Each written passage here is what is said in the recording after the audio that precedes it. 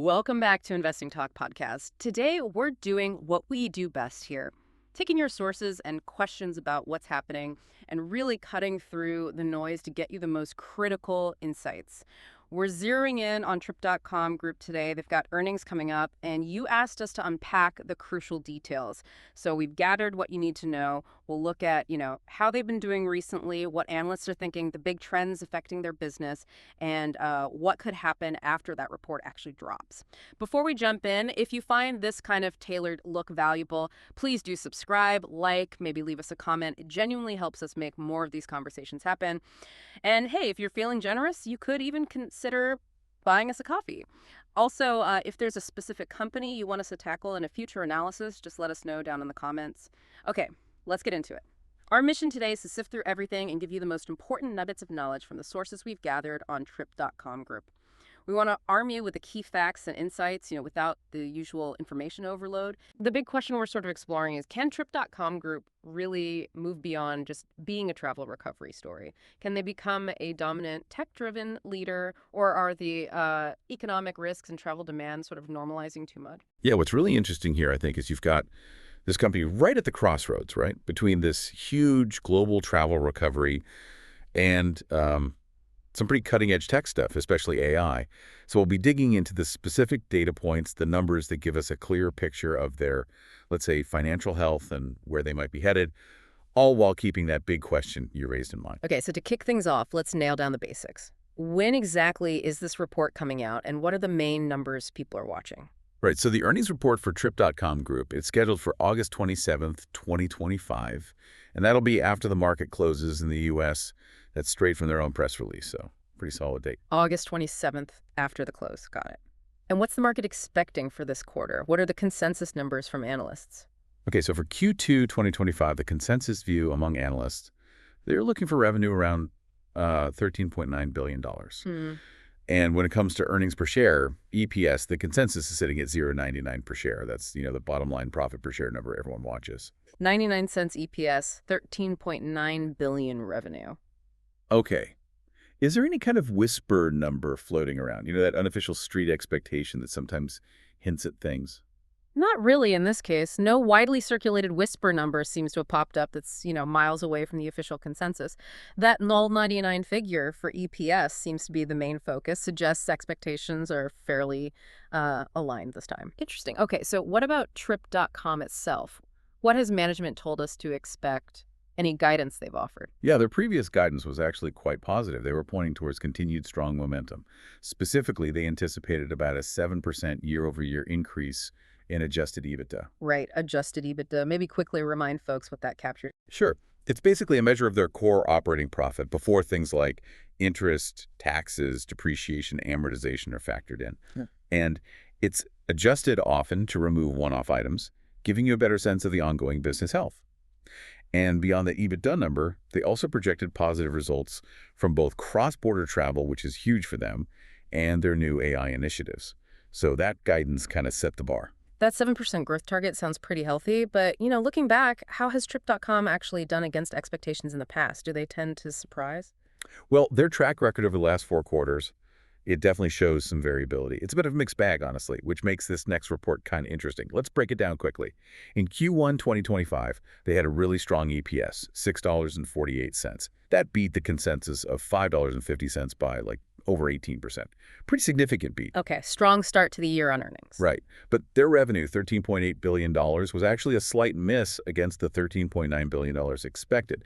So strong profit, slightly light on the top line, maybe good cost control. Or higher margin sales, perhaps. That's exactly. Then Q4 2024, that was also a beat. EPS of $0.87 versus the $0.65 estimate. Solid end to the year. But then you look at Q3 2024, and they actually missed. EPS was $0.82 against an expected $0.86. So negative surprise there, about 4.7%. Shows it's not always smooth sailing. Right. So not a perfect record. No. And then Q2 2024, the quarter a year ago, that was a beat. 98 cents versus 89 cents estimated. So yeah, 3 beats and 1 miss on EPS in the last 4 quarters, plus that recent revenue miss. Definitely mixed. It really is a mixed bag. Suggests, execution really matters, even with good industry wins. What about the stock's reaction immediately after these reports? Did it just follow the beat or miss? It's shown moderate volatility, but there's an interesting pattern. When they beat, the stock often jumped up in pre-market, sometimes quite a bit, but those initial pops, they often tended to pull back somewhat within a few days, suggest the market reacts fast, but then maybe digs a little deeper into the guidance or the segment details. So not just a knee-jerk reaction that sticks. Not always. And interestingly, after that Q3 miss last year, the stock dropped initially, sure, but it actually recovered some ground within about a week. Huh. So some resilience there. Yeah, it suggests the market processes the headline pretty quickly and maybe reevaluates based on, the bigger picture or sector strength. It's not just a simple beat equals rally, miss equals drop kind of thing. That reevaluation piece is really important for investors to understand. Okay, so moving beyond the headline numbers and the immediate stock moves, what are the deeper business trends we've seen emerging? What's really powering Trip.com right now? Right. There are several key trends that are, I think, crucial for understanding their longer-term story. First off, user growth and engagement. This is a big one. User engagement is way up, especially driven by their AI tools. Yeah. Like TripGenie, that's their AI travel assistant. It's seen a 50% increase in how long people are using it each session. 50% longer sessions. That sounds significant. Does it actually translate, though? Well, that's the key question. But it's not just a vanity metric, right? Longer sessions with an AI tool suggest users are finding it genuinely useful, maybe relying on it more for planning, which could lead to better conversion rates down the line. Think about it. If the AI helps you plan more effectively, maybe suggests things you wouldn't have found otherwise, you're more likely to stick with the platform and eventually book through them. It creates stickiness. Makes sense. More efficient planning, maybe fewer abandoned searches. What else? Secondly, we're seeing a positive trend in margins and operating income. Like we mentioned, that projected 7% year-over-year growth in adjusted EBITDA. That points towards better operational efficiency. Maybe they're focusing on higher margin services or destinations, vital for profit growth. And third, cross-border bookings. This is a huge highlight for them. It's surging, especially out of the Asia-Pacific region, APAC. Hotel bookings, just as one example, are up over 240% in visa-free countries. Whoa, 240% in visa-free zones. Yeah, it's a massive number. And it's strategically important, right? It shows they're really good at jumping on opportunities created by easing travel rules. They're capturing demand in these high-growth areas where it's easier to travel. So less friction, potentially higher growth captured, very agile. Exactly. It suggests they're maybe getting an edge over competitors focused on broader, maybe more complex markets. It shows they can adapt quickly. That 240% jump really does paint a picture. Okay, so those are the big underlying trends. Now let's zoom into this specific quarter that just ended. Any unique things happening? Recent news or catalysts that could really sway this report? Yeah, a big ongoing thing this past quarter has been the continued rollout and, importantly, the strong adoption of those AI tools we talked about, like TripGenie. They're not just fancy features. Sources suggest they're genuinely streamlining the booking process, offering better personalization, cutting down search time, all leading back to that better engagement we discussed. So the AI impact is becoming more tangible. It seems like it. We also saw a really big surge in inbound travel bookings, up around 100% compared to last year. And the growth was notably strong from places like South Korea, Thailand, Malaysia, Indonesia, key Asian travel markets performing well for them. Okay, AI adoption and strong inbound Asia travel. But stepping back again, what about the bigger picture? How does the wider travel sector and the economy play into this? Oh, absolutely crucial. The main theme for Trip.com, and really the whole industry, is still this ongoing recovery in Asia-Pacific cross-border travel. It's driven by fewer restrictions, more confidence, and just general economic rebound in the region. But it can't just be smooth sailing, right? No, definitely not. Right. There are still macroeconomic risks hanging around. Things like currency swings, geopolitical tensions here and there, and this idea of travel demand normalizing. Normalizing, meaning the crazy post-pandemic boom might be settling down. Exactly. It's kind of a double-edged sword. Stability is good, but it might mean those explosive growth rates we saw right after lockdowns start to slow down. The big question is, how much has that initial surge cooled off, and what does a more normal growth rate look like going forward? That's a key point for valuation for sure. Given all that, have analysts changed their views much lately? Any big upgrades or downgrades on Trip.com in the last few weeks? Actually, no. Based on recent results and the current outlook, things have been pretty quiet on that front. No major analyst upgrades or downgrades in the last 4 weeks or so leading into this report. The general commentary seems to remain, cautiously positive. They keep highlighting the AI traction and the general travel recovery, suggests the market has kind of baked in current expectations. Okay, so sentiment is stable, if cautious. What about the stock price itself? From just a market behavior view, how has it been trading heading into earnings? Jittery, confident. It's actually been relatively range-bound. We haven't seen a big speculative run-up, nor has there been a noticeable sell-off. It feels like the market is pretty measured right now. Participants seem to be mostly waiting for the actual report to provide clarity rather than placing big bets beforehand. That calm suggests maybe no one's expecting a massive shock either way, or at least there's no strong consensus on one. Interesting. And the options market. What are traders betting on in terms of how much the stock might move after the numbers come out? Right, the options market gives us a clue there. While we don't have exact culprit ratios from our sources, the general activity suggests a kind of neutral to maybe slightly bullish leanings, which fits with sector peers. But more importantly, the options market is pricing in what's called implied volatility for the earnings week. And that suggests a potential move for the stock of about plus or minus 7 to 8%. Okay, 7, 8%. What does that mean in plain terms? It's basically the market's forecast for the size of the price swing right after earnings. So option traders are betting the stock will move up OR down by roughly 7-8% once the news hits. That level, 7-8%, is pretty consistent with what we've seen for Trip.com and similar international travel stocks in recent quarters. So it's significant, but not necessarily forecasting extreme fireworks compared to usual. Gotcha. Consistent, but still implies things could get interesting. So let's game this out. Looking ahead, what's the best possible outcome here? The bullish case for Trip.com's earnings. Okay, the bullish case. That's your classic beat and raise. So they need to report stronger than expected cross-border travel growth, especially in those APAC corridors. Keep showing impressive AI user engagement metrics. And crucially, show improved profit margins.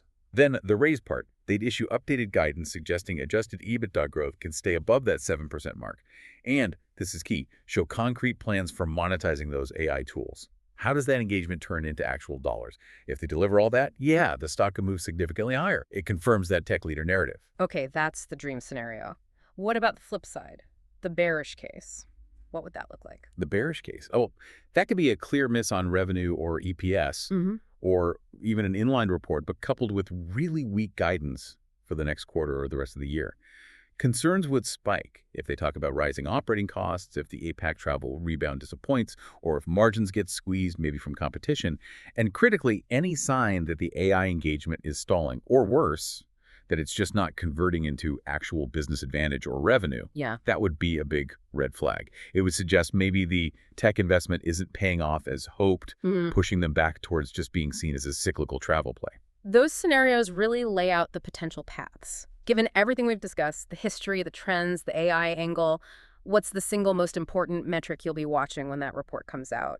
The one thing that tells the real story. For me, the absolute key metric is going to be that user engagement driven by AI and automation. I'll be looking beyond just session duration. I want to see concrete adoption numbers, maybe conversion rates tied to AI recommendations.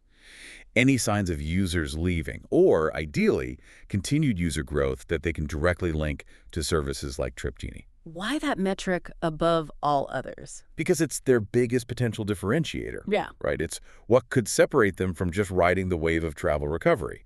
If they can prove their AI is creating a stickier, more efficient, and ultimately more profitable customer base, that really strengthens the long-term investment case beyond just the current cycle. That makes a lot of sense. It's about proving the innovation translates to a sustainable edge.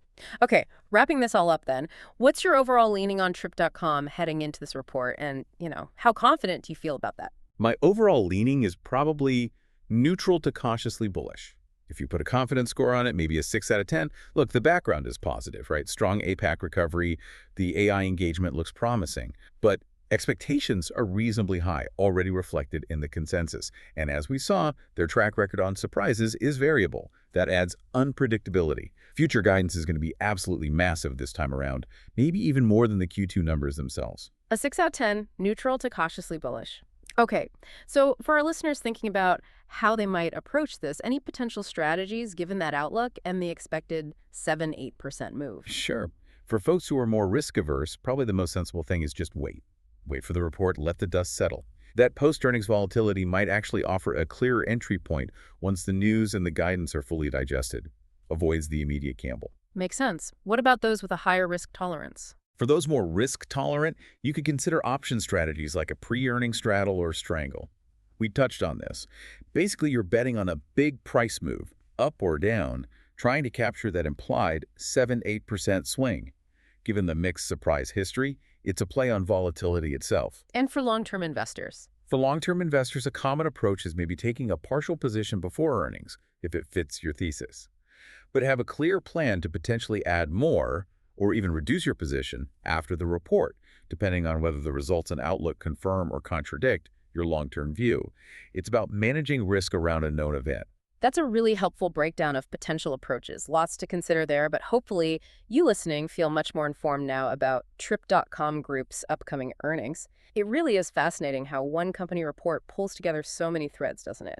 AI, user behavior, global travel, economics. It all comes back to that core question.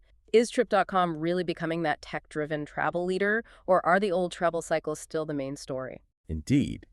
And it leaves you, our listener, with maybe an interesting question to ponder. As AI keeps reshaping industries, how much weight will we start giving to metrics like AI-driven user engagement when we value a company? Could it become even more important than just looking at traditional revenue figures alone? Does how a company engages its users become as critical as how much money it makes? Something profound to chew on as you watch these earnings unfold. Thanks so much for joining us for this detailed look. We'll be back soon with another vital financial discussion right here. Until then, stay informed and make wise decisions.